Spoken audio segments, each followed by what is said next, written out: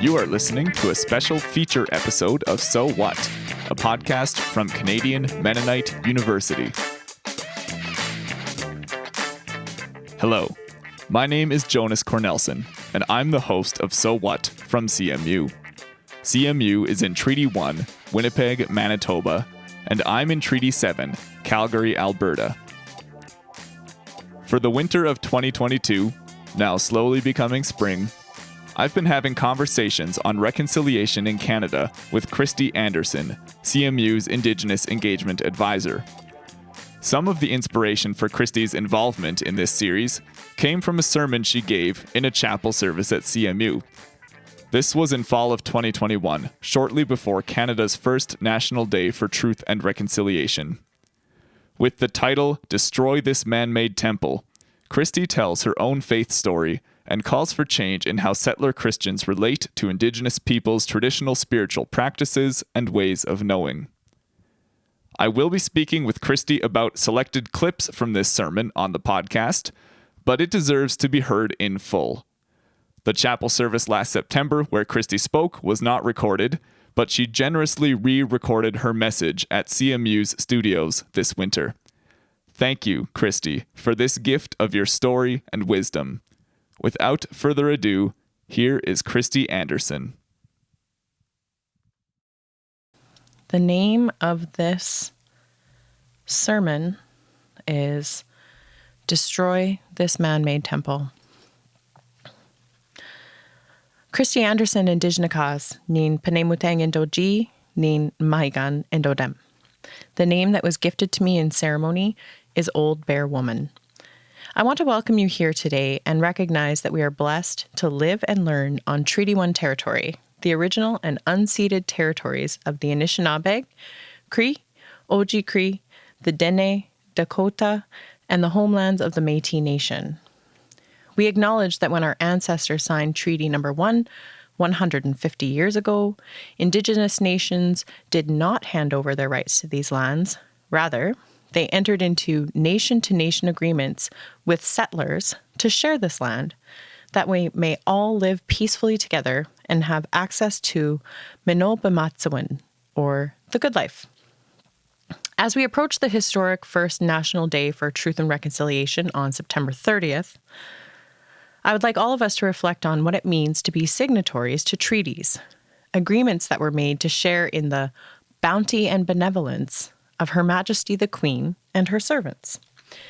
These treaties, enacted through ceremony, indicated to our ancestors that we had entered into a kin relationship with one another. We had become brothers and sisters, equals. I'd also like us to reflect upon how the treaties have ultimately served to benefit settlers to the detriment of the original inhabitants and caretakers of this land we all call home.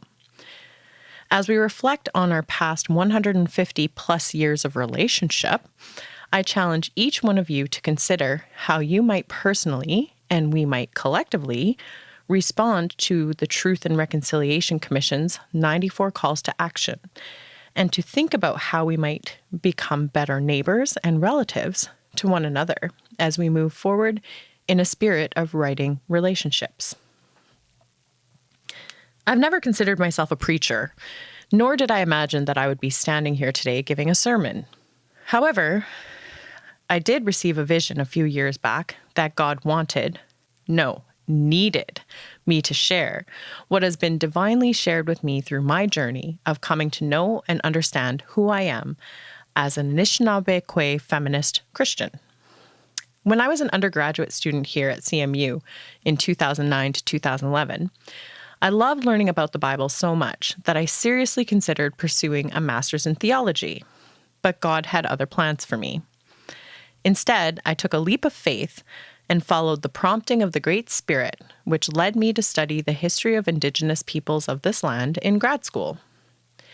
In taking that leap of faith, my world was turned upside down as I learned about the incriminating actions of the church and colonial state, and their efforts to systematically eliminate my ancestors through the process of settler colonialism.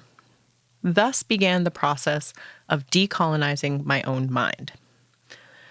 This process was so tumultuous, so traumatic, that it inherently caused me to question not my faith in Jesus, but my faith and trust in the church, both as an institution and as God's representatives, who seemed so uninterested in acknowledging their role and their responsibility for righting past wrongs and righting our broken relationships. I found myself questioning, indeed doubting, whether my faith could withstand the truth of this legacy of colonialism and the weaponizing of Christianity that was intended to destroy Indigenous spirits, cultures, and humanity. As the daughter of an Indian residential school survivor who rejected his culture, embraced Christianity, yet never found healing from the abuse he suffered at the hands of those church leaders, I found that this time was a critical test of my faith. Who was I? What did it mean to claim a Christian identity as an Indigenous person? How would I understand who I was as an Indigenous person without exploring not just my history, but also my culture? Could these two parts of my identity coexist peacefully and somehow enhance one another? This journey was a painful time of unlearning and relearning, of deconstructing and reconstructing, and of consolidating the many things within me that many people said were irreconcilable. God stayed true to their promise and never left me, although at times I did feel very lost, alone, and confused.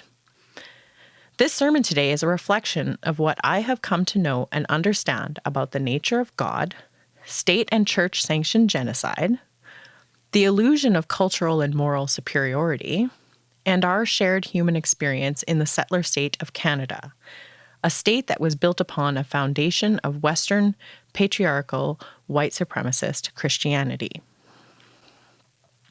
I recognize that what I am about to share, if spoken in another time and place, would have likely ended with me burning at the stake for heresy. And in fact, some of you may walk away from this chapel thinking me a heretic. But as Jesus instructed in Matthew 28, my mission to make disciples of all nations and teach them all the things God has taught me is stronger than my desire to cater to your comfort zone. 10 years ago, as I sat in chapel here at CMU, the Lord spoke to my heart and told me that I needed to share my story of salvation here, at my school, in front of everyone. In front of all the people who knew me only as a mature student, single mom, and pretty solid academic, God asked me to expose myself in a very public forum. I wept as I approached the chapel coordinator and told her that God told me I had to share my story in chapel. So I dared. I shared about my traumatic childhood filled with violence, drugs, and alcohol, abandonment, and feeling unworthy, unlovable, and defective. I spoke of a youth fueled by sex, drugs, and booze that ultimately led to a horrific crystal meth addiction. I spoke of hopelessness and wanting to die. And I told a wild tale of encountering Jesus in detox at Main Street Project on July 27, 2006, where I accepted Jesus into my heart, he revealed his face to me, and I was baptized in the Holy Spirit. It was and is a remarkable story, filled with unbelievable revelations, leading to very deep and personal relationship with God. As a young woman who had just begun to scratch the surface of colonization and had zero interest in Christianity, I'm still amazed by the fact that that one day, that one moment, that one decision literally saved my life. In my brokenness, my hopeless state, Jesus reached out to me and I answered the call. Despite what my head told me, Spirit took over. When I shared my story, I was still quite new at this Christian thing, but by the time I had read the Bible from cover to cover in the first year of my sobriety, attended church faithfully each Sunday and often 2 to 3 more times during the week for smaller studies, and I almost had a minor in theology from CMU. I was on my way to becoming a theologian. 10 years later, I stand here again as part 2 of that chapel story, sharing my heart and what I've learned since coming to understand my identity in Christ first, and as Anishinaabe Kwe and intergenerational survivor second. That is the order of how I've come to know, and not necessarily importance of my identity. Today, I feel vulnerable and exposed once again, but I've come to understand that vulnerability is a beautiful thing that is to be admired from afar. It certainly doesn't always feel good or safe, but it is brave. The sermon I've prepared for you today is called Destroyed This Man-Made Temple, and it is inspired by Mark 14:58. Mark's gospel is known for its hard-hitting miracles of Jesus and direct language. This gospel tells us that Jesus, quote, broke the law according to the Pharisees time and again. In Mark 3, Jesus heals a deformed hand on the Sabbath and is challenged for working on this holy day. Jesus looks around angry because he was deeply disturbed by their hard hearts. It is right after this miracle in chapter 3 that we are told the Pharisees go to Herod, the head of the Roman state, and they begin plotting to kill Jesus. Jesus had hardly begun to shake the foundation of power between church and state before the religious leaders began plotting his murder. In fact, these religious leaders carry on accusing Jesus of being from Satan. They demand he give them a miraculous sign to prove he is of God, and they challenge his authority at every turn, in spite of his many miracles and growing popularity. These Pharisees were so threatened by Jesus' challenge to their systematic, hierarchical religiosity that their only solution was to murder him. Mark's gospel illustrates the frustration that Jesus, Son of God, felt in dealing with these patriarchs who held insurmountable social, economic, political, and religious power and clearly used it for their personal gain. He was disturbed and angered by their hardened hearts. When settlers came to this land we call Turtle Island, they came wielding their Bibles, their patriarchal religious ideologies, and the blessings of the Catholic Church and foreign state to usurp lands from Indigenous peoples. They came with their Christian ideals of womanhood and their white supremacist Christian ideologies and sought to destroy everything that did not conform to their limited understanding of Yahweh, or as my people call, the Great Spirit. They planted foreign flags in the earth to claim our territories and negotiated friendship with us, while they wrote foreign laws that allowed them to steal our children and destroy our cultures in the name of assimilation. They tore apart our communities via targeted assaults on our women and children while promoting patriarchy in our systems of governance. This assault on our humanity was committed by religious leaders and settler state officials. They hid behind their religiosity and written texts, both foreign entities to spiritual oral peoples. They believed themselves culturally and morally superior to us heathens with our savage ways, and they proceeded to plot how they might save our souls by Christianizing and civilizing our peoples. The very purpose of the Indian residential school system was to, quote, get rid of the Indian problem and, quote, kill the Indian in the child. They created the Northwest Mounted Police, the precursor to the RCMP, to police our bodies and force Indigenous children to attend the residential schools. In the schools, they flooded our minds with twisted lies about God and who we were as peoples. This trauma caused generations of humans like my father to reject everything about their identity as Anishinaabe, or the original people, while many held fast to a shallow, empty Christian faith, devoid of healing and love. In the schools, settlers tried to replace our ways of knowing, being, and understanding our Creator and ourselves with white, racist, Western, patriarchal perspectives of the Christian faith. At this point, you may be musing, well, that was a long time ago. Surely the church, the state, our ways of doing things have changed. Well, yes and no. The overt racism and sexism of Christianity and the church is not as prominent as it was 150 or more years ago.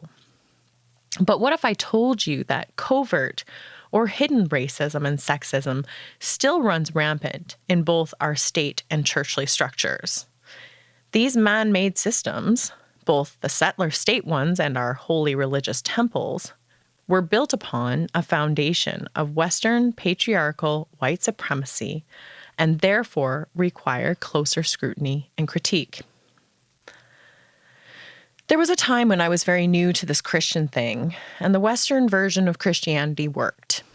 I needed stricter guidelines for living a new life. I yearned for order and structure in my chaotic world, and I did not have room for nuances and living in the gray. Black and white was clear and simple. I needed the line to be drawn firmly in the sand. I needed a formula to teach me how to reckon with the ghosts of my past so I could become a new creation in Jesus. But even as I threw myself into the church life, I could never shake this feeling of being different, of not belonging. Over the years, I tried to plant myself in various churches, and the only place I ever truly felt at home was with other addicts and people who were honest about their brokenness, many of whom were Indigenous and all of whom had survived terrible hardships.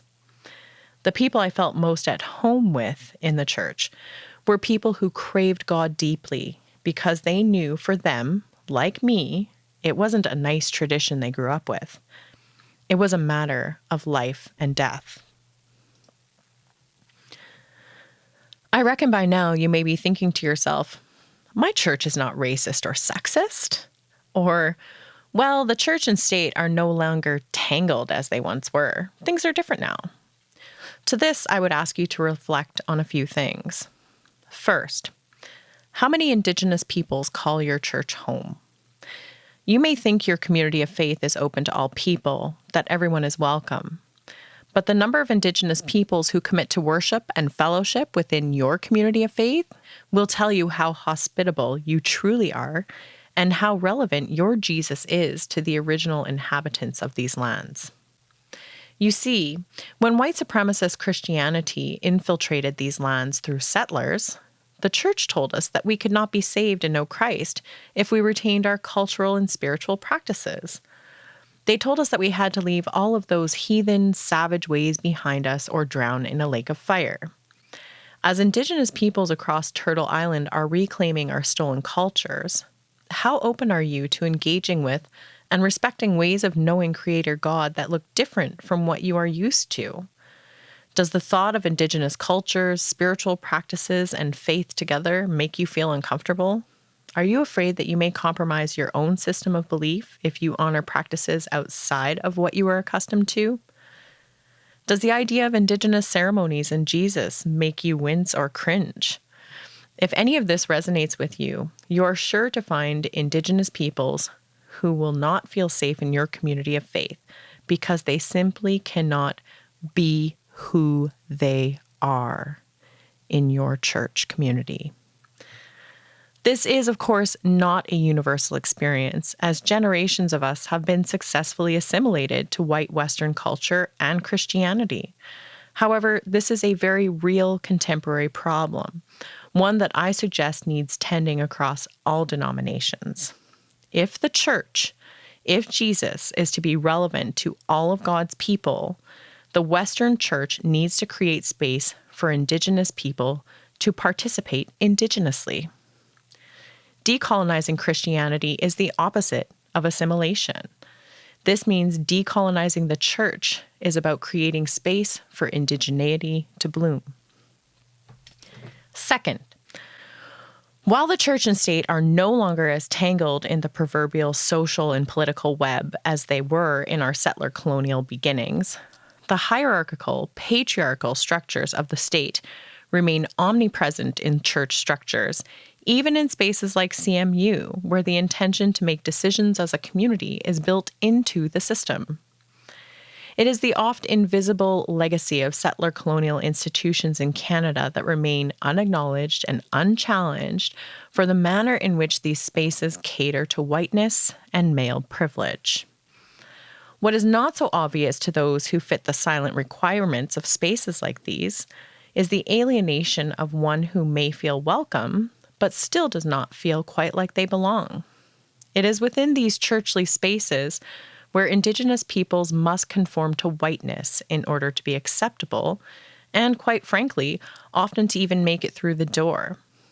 This privileging of whiteness in churches is routinely invisible to the most hospitable, well-intentioned, nice Christians. But it screams of ongoing colonialism when Indigenous peoples suggest alternative Indigenous ways of doing, only to be confronted with, "That is not how we do things," or countered with, "That is how we've always done things." The systematic colonial order prevails. Whiteness and the power that it wields goes unnamed and unchallenged because we are all nice Christians and we shrink away from difficult conversations.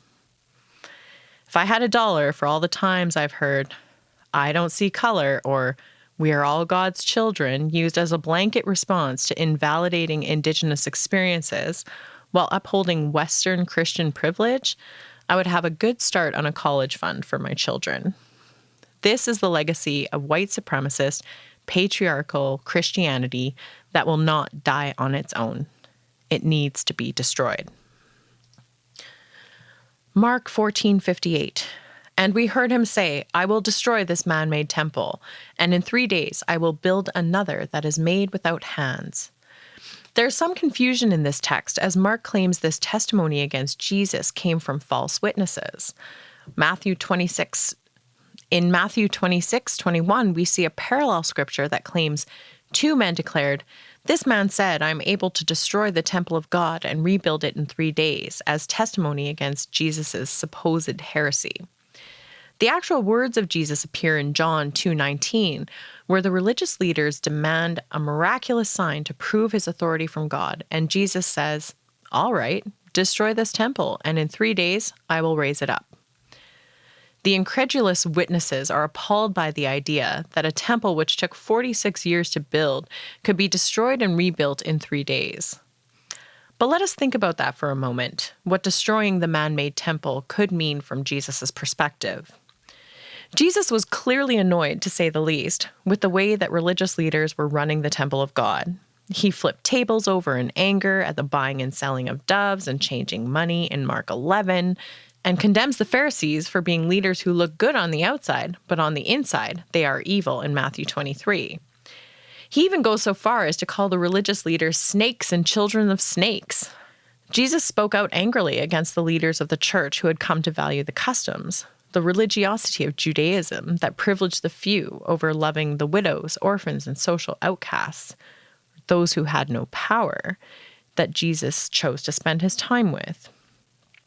When the Pharisees demanded that Jesus show them a sign, why was it that Jesus countered with challenging them to destroy their sacred holy temple? Could it be that Jesus actually meant that he intended to destroy the religious ways of the man-made temple and all its hierarchies through his death and resurrection, while replacing it with a truly spiritual relationship with God through the Son? Are our churches today filled with Pharisees once again that value religion, rules, and regulations over authentic relationship with God and our neighbors, regardless of their cultural differences? Was Jesus telling us that regardless of who destroyed the man-made temples of Jerusalem, that his death and resurrection was intended to destroy our man-made temples and replace it with something far more valuable than patriarchal religious dogma? If Jesus were with us today, would he condemn the contemporary religious leaders of North America for their Western constructs of Christianity that so often build a wall between himself and peoples who honor God the Creator through a different worldview? In 2021, are we prepared to recognize that the Western view of Christianity and Jesus himself is not neutral, singular, or right, but rather has been normalized, rationalized, and assumed to be the one and only way to truly know God through Christ? If you are here today, I assume it is because you have a sincere desire to understand how Indigenous peoples reflect upon and think about Christianity in the 21st century, after hundreds of years of oppression at the hands of white Christian settlers. I have offered you one perspective: my personal reflections on the need to destroy or dismantle Western patriarchal white Christianity so that we can build a new temple, much like Jesus did in his death and resurrection over 2,000 years ago. Although I can only truly speak for myself today, I can tell you with certainty that if Jesus does not hold any relevance for some of the most hurting and broken peoples who occupy this land and call it home, then we are failing as a church. If this Western version of Christianity holds no relevance for many Indigenous peoples, then we should collectively question how relevant our way of doing church truly is. Because I'm an academic at heart, I want to quote Indigenous literary critic Craig Womack, who reminds us, quote, "The church has not only offended Indians, it has cut itself off from a relationship with the God it says it serves, who claims, among other things, to be a God of justice, to have created peoples for a reason, and to have put them in particular environments according to her will. This means the church not only needs to reconcile itself with native peoples, but with God. Until the church rectifies this situation, it is fraudulent." End quote.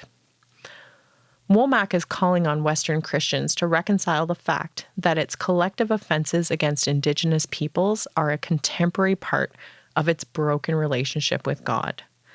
One way to repair this brokenness is to think deeply and critically about our ideologies, about faith, traditions, and cultures, to seek to understand and respect alternative visions of Christianity that work for peoples who had their own way of connecting to the Great Spirit before colonization, and to stop assuming the Western way of knowing Christ is the only way.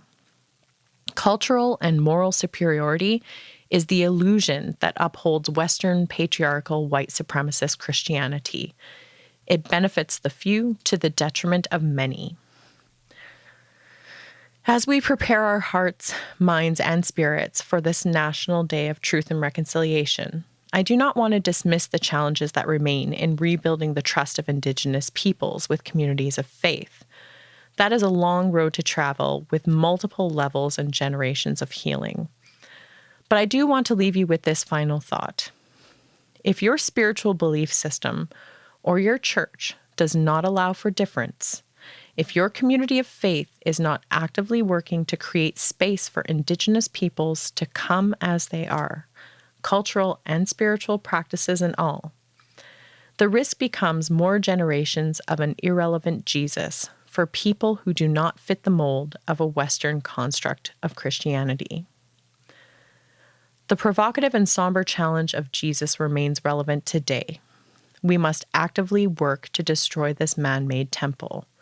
We must die to the old Western white supremacist ways of churchly things, knowing it will take us a lot more than 3 days to rebuild a church that is respectful of peoples who are welcome to encounter the love of Christ and his church without compromising and leaving their indigeneity at the door. Indeed, if the church chooses to answer this call to action, it may find its own shackles loosed and a rebirth of a renewed relevance of our beloved Christ for all of God's people. Gitchi Miigwech. Thank you very much. Once again, my thanks to Christy Anderson for her thought-provoking words. You can find my conversation with Christy about this sermon and our other podcast episodes on all major podcast platforms. If you want to share your thoughts, please get in touch through our Facebook page at facebook.com/sowhatpodcast. My name is Jonas Cornelson. Thanks for listening to this special feature episode. Talk soon.